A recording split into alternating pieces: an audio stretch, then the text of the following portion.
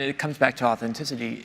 It has to feel like it's true to your brand. So if you have a long established history of, that relates to that cause or that lines up with that cause, it's even, you have that momentum behind you. If you're an emerging brand, you sort of have to establish that, and maybe a way to establish that is align yourself with the cause you care about.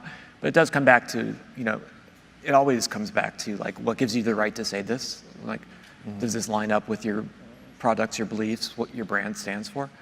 Otherwise, it kind of feels like you're just jumping on, like brand wagoning, jumping on a cause to, get some of that feeling towards your brand versus the other way of bringing your brand. It's sort of a summary of our discussion. It's about authenticity. It's keeping it real. It's a big idea, powerfully told. I think it has to go beyond the film or whatever the visual representation is, because people are smart and they get when it's bull, right? So, like, you got to walk the walk, and you take somebody like Mark Pritchard, who has done this amazing work, for the toxic masculinity effort.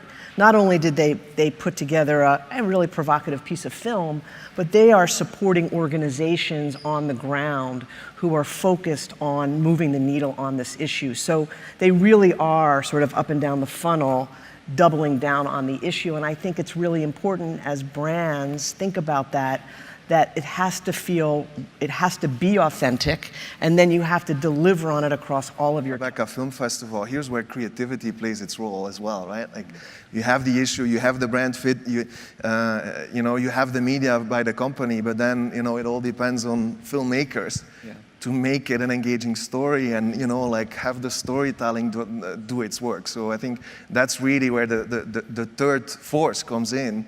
You have the consumer, you have the brand, but then the creative power of the agency, of the filmmakers themselves, is what makes something we do for good in the world.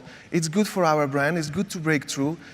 We push the society's agenda, and in the end, we go home to what you were saying, we go home happier too, because let's not forget, it's not because we enter an office building that we become another human being, right? Like, it feels better to do good for society, it feels good to reach brand objectives, and if you can use the brand platform to actually drive a cause, an important cause in society, I mean, you have the trifecta. So that's why we're investing more in that, and why it's actually very engaging as a team as well, to work more on that type of campaign than maybe what was more the traditional model in the Hebrew word for life is chai, which also means 18.